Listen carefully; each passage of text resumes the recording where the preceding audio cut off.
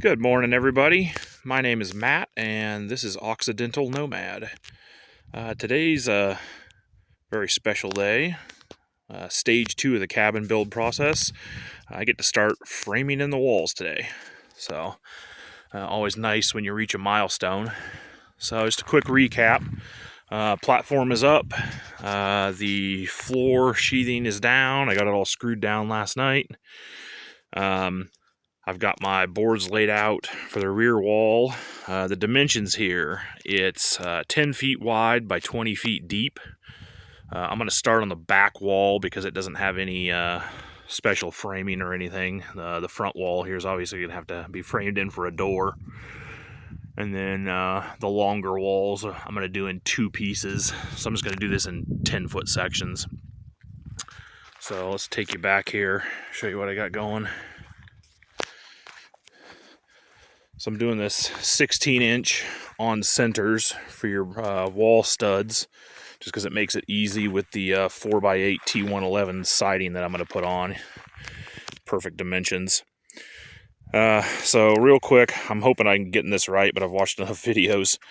So your first board down here, I've got it on the end, and I've got the center of the board marked. So that's going to be 3/4 of an inch in is your first line, because the boards are 1.5 inches wide. So they call it 16-inch on centers because you're measuring center to center. There's a few different ways to mark these on the board so you know where to screw your boards on. But if you mark 3/4 in and then you run the rest of your lines from this center line. So what I did is I measured center, or 16 inches from this center line down until I hit the next board. The 16 inches is this line here. So if I'm doing 16 inches, but I have that extra 3/4 of an inch at the end, that puts the board on this side. So mark your center line down there, come down, and if you come off that center line, this becomes the edge of your next board. You could go from the end and just do 16 and do another center line, but this just makes it a little bit easier in my mind. There's lots of different ways for people to mark framing like this. So I'm going to mark my edges after the first one, and then you just put an X where the board goes. So the board's going to go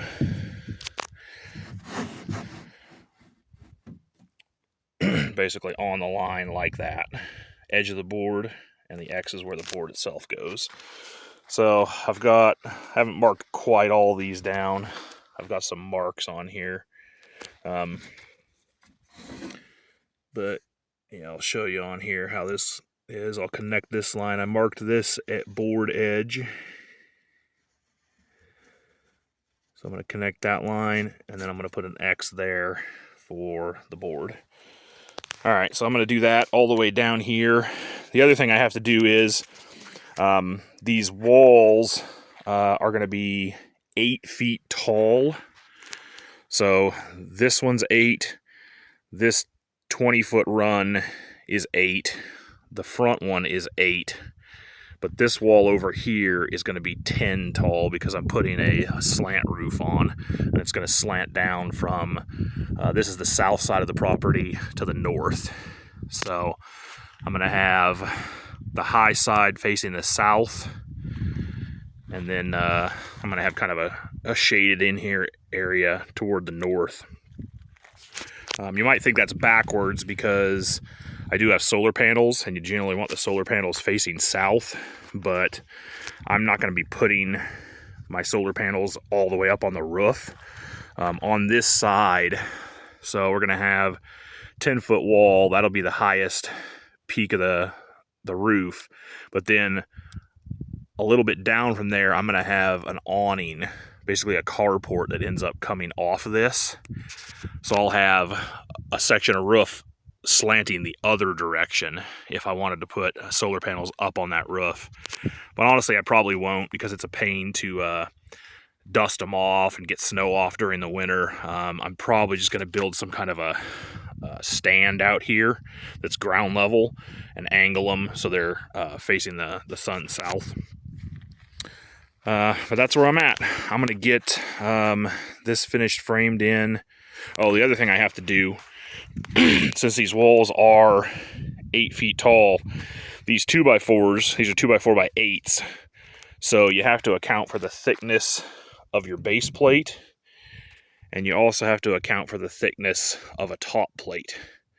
And I'm doing a double top plate. So we've got 1.5 inches, 1.5 inches, and 1.5 inches. So 4.5 extra inches of thickness. So I have to cut 4.5 inches off the end of each of these boards. So my height is actually 8 feet.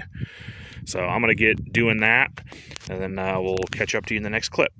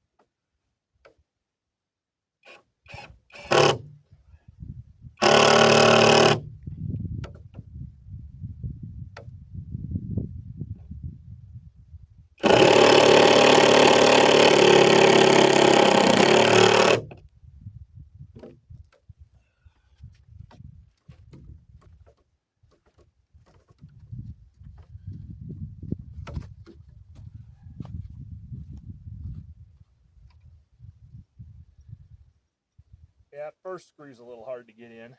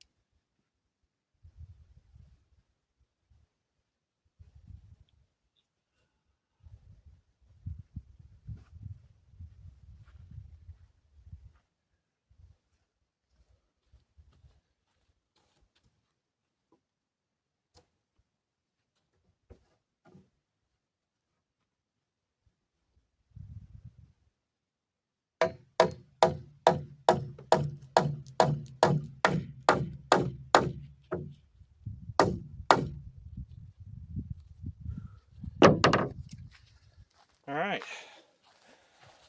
One wall standing. Evening, everybody. Matt with Occidental Nomad here. I screwed up. My last video, I had gotten the sheeting on the platform, and I thought I had recorded a video framing one of these walls to start out that part of the process, but I guess I didn't. So here's the beginning of the next clip, which is the walls. Ta-da! They're all up. Took me 2 days. Did 2 walls a day. So this last one, this front one, oh man, I was getting worn out. I am absolutely whipped tonight, but I finally got that one up. Couple little mistakes at the bottom. Show you here. Somehow, I don't know if you can see it there, I kind of cut a couple of these 2x4s just a hair short. I don't know how I did that, but you know, that's what happens when you get tired. I tried to shim it, but as weight is put on there, should be fine. They've got multiple nails in each end of the board, and I'll put some, that one that's kind of egregious there, I'll put a little side support on it. I just didn't want to have to cut the board out and nail a new one in, so I'll get some L brackets or something and screw them down there. So the biggest thing here is I framed in the left and right pillars for the door. I'm going to go with a 30-inch wide door. I think I'm going to buy a pre-mounted one. I don't want to have to worry about getting everything perfectly square. If I bought a slab, I'd probably just screw it up. So what I did is you can clearly see I used 4x4s for the edges of the door. I picked the door out I wanted at Home Depot, and I found the rough opening dimensions required for it. So that's 34 wide. I still need to come in here and put a top plate. I think it's at like 82 or 82 and a half. So, and then the door should just push in right there. So if I screwed anything up, I'll have to do a little shaving and shimming. So, so still yet to do, yeah, the door top plate, and then the second top plate all the way around, that adds rigidity and connects at the corners there. I'll have to do that tomorrow or the next day. So I think I'm probably going to go to the big city tomorrow and try and pick up my T111 siding, because once that door top plate and the wall top plate's on, it's time to start putting siding on. So, and I'll buy my door at the same time. So yeah, it's all together and rigid enough that the wind's not going to mess with it. So there you are. It actually begins to look like a cabin. All right, I will see you on the next clip. All right, more progress has been made. I decided to add a couple cross beams here, parallel to the floor, since the roof's going to be on a slant. 2x6s all the way across with an additional timber below them for vertical weight support. I'm going to use those to put some hooks and maybe shelves and stuff on those for extra storage space. So it'll give me ability to put a shelf on both sides of both of these 2x6s. And then the main project for today is my double top plates. And then on this side, I got the 3 double top plates all the way around there. But then this wall is going to be the taller wall. I was originally going to do 2 feet taller, so 8 on one side, 10 on the other. 10 just seems a little high to me, so I'm thinking either 18 or maybe even just 12. It'll reduce the slant of the roof, but I'm not too particularly worried about it. We don't get a massive amount of snow here. And snow will be more apt to slide off that metal roof than 3-tab. So, yeah, I still got to decide between 12 and 18. I don't know. But let me show you up here.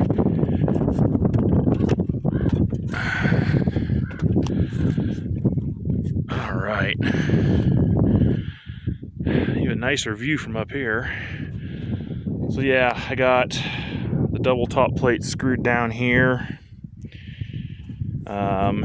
So the walls on the ends are full length, and then this double top plate comes down and extends over this wall and gets screwed down there to connect at the corners.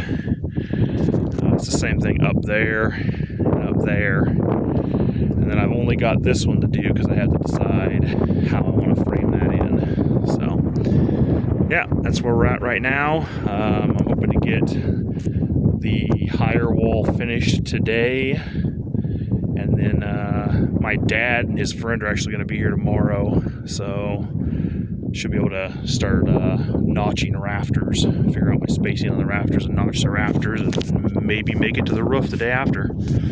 All right, see you on the next clip. Good morning, everybody. It is time to install the door. I've got it up here in position. Now, I've never done one of these before. This is a pre-hung door. So let me show you what I got going from the inside.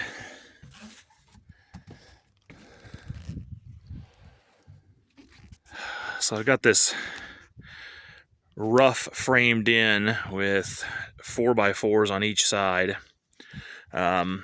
I found the measurement for the rough opening for this door. It's 34 wide by like 82 and a half tall, I believe. I haven't put the top board on yet, but I've got it in the rough opening, and the 34 measurement, as you can see, there's a gap on one side. I want this side right up against the jamb because this is where the lock set and the deadbolt are going to screw in. I'm going to put one additional board here, an additional 2x4 before I drill these in. And then on this side of the door, this gap is the perfect width to put an additional 2x4 and a 1x. So I'll jam a 1x in here with a 2x4 next to it, screw it to this stud here. As I've got it sitting there, the door opens just fine.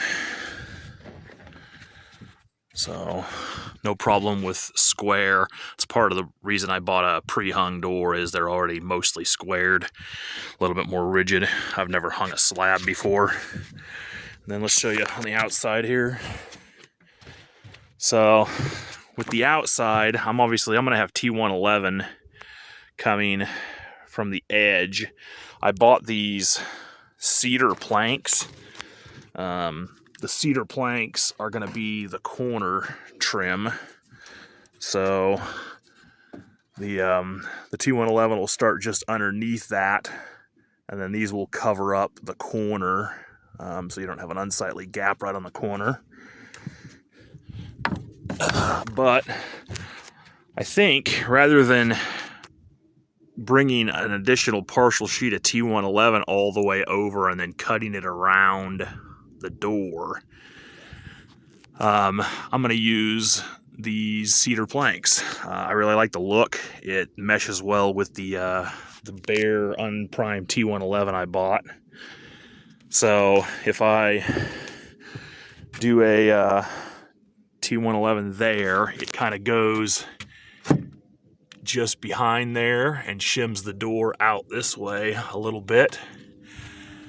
And then I'll take another cedar board and cut it to this width so it'll come out slightly, and then the other one will go down the side to connect to the side T111.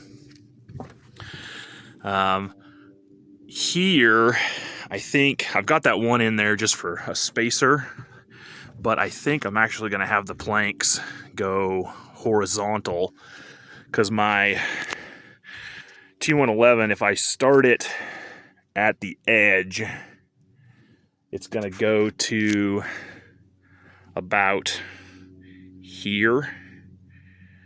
So the spacing of this piece is obviously off, so I'm going to put an additional 2x4 here for the edge of that T111, and then from the T111 across, so I'm going to have a bunch of boards going horizontal in this section, and then obviously across the top also.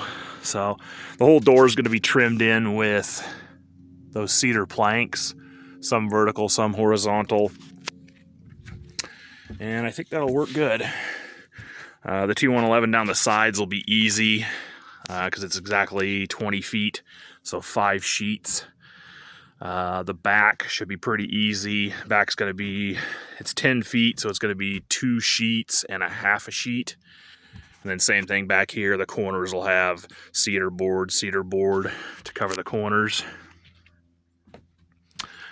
And then in here, like I said, I'll fill this gap. I'll put an additional 2x4 here, so I have a little bit of outset, and an additional 2x4 here for a little bit of outset, and then that'll give us, on the depth here, there's not quite enough where the deadbolt and the lock go. It's right at the edge of this 4x4, so if I have an additional board out here, it'll give me the additional strength. And then that'll actually let me put kind of a security bar across here. That just occurred to me, if I have a 2x4 sticking out about an inch on each side, I can put some kind of a security bar across here if I wanted to. So I'm going to frame that upper end with another chunk of 4x4. I got some brackets that'll screw on nail in there, and then a 4x4 will just go in it. Then I'll just fill the gap. So yeah, I think it's coming along. My dad's supposed to be here in an hour or two, and then I got my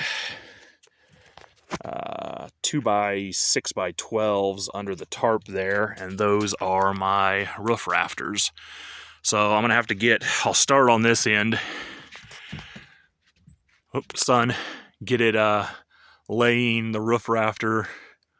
We'll get it laying from there at an angle down right on the end, and then that'll give me a spot where I can mark the notches, because you're really supposed to notch the bottom of the 2x6s so they sit well there.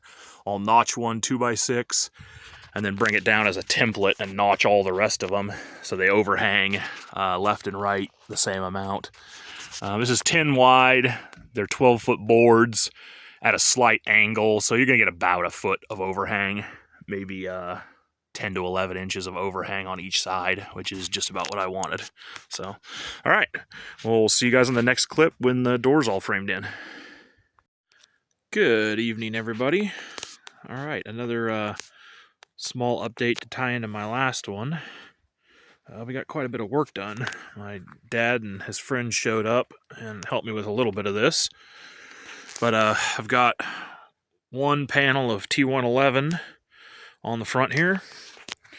It's not totally screwed down yet, but what I'm doing is, the panel, the groove on the panel ends right in here, and I decided to use these 1x6 cedar fence boards as corner trim. So you're gonna have one there to meet up with the T111 on that side, and we'll have another one sitting on this face to meet up with the T111 on this side, and be that way on all 4 corners. So I've got that there, and then I got the door most of the way done. The only thing left to do still is the header board, and to drill the lock and deadbolt holes deeper into that 4x4. I'm going to put an additional face board there for some extra structure, but it's screwed in underneath the weather strip on that side, and it's screwed in through the hinge holes on that side. I used, where are they? I used 3.5-inch construction screws, to go into the 4x4 on each side, so it's nice and strong. Nobody's gonna break that frame out of there.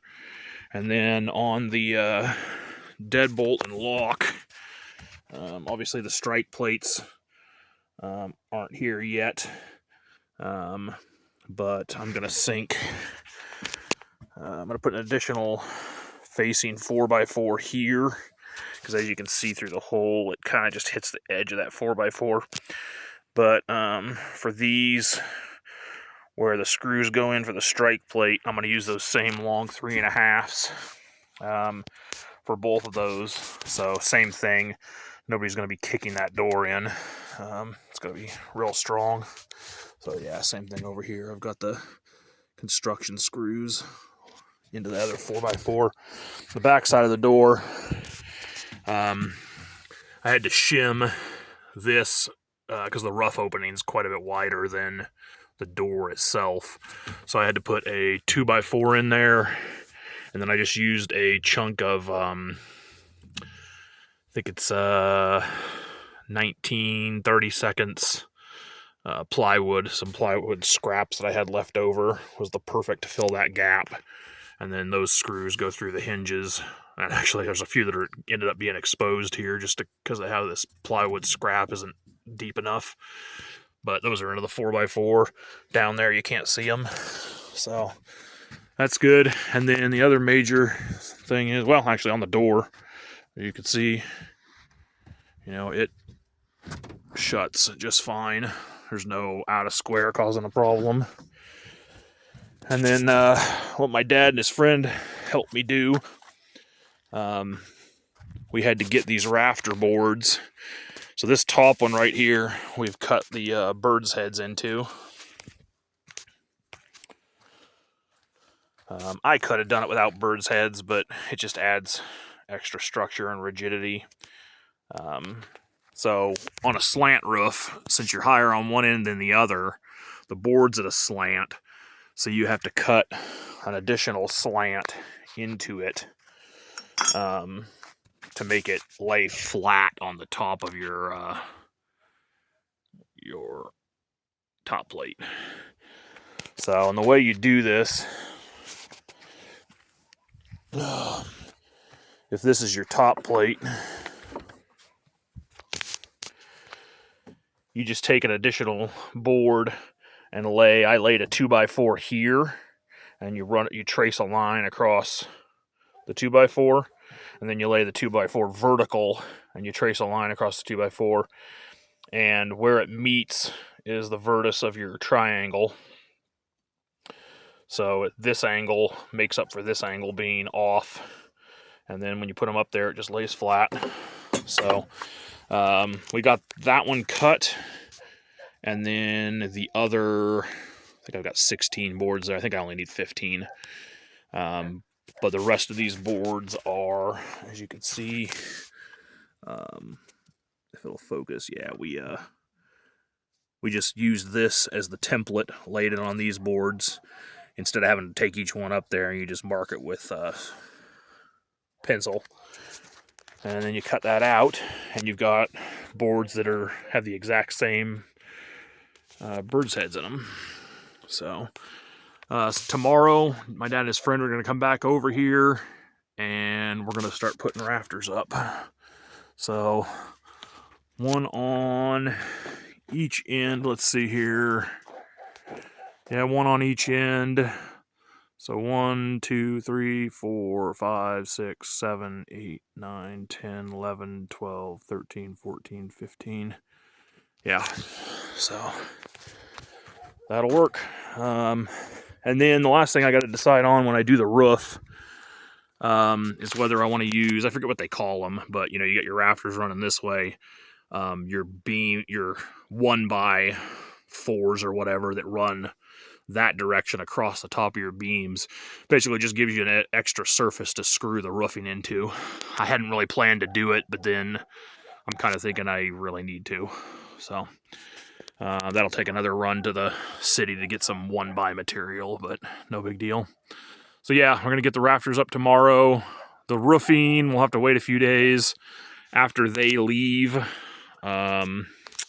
sorry, this thing's not focusing very well. It's getting kind of light out here. Yeah, I'm gonna get the rest of the siding up, and then I can tackle the last step of the roof, and it'll be weathered in. So, yep, that's where we're at. See you on the next clip.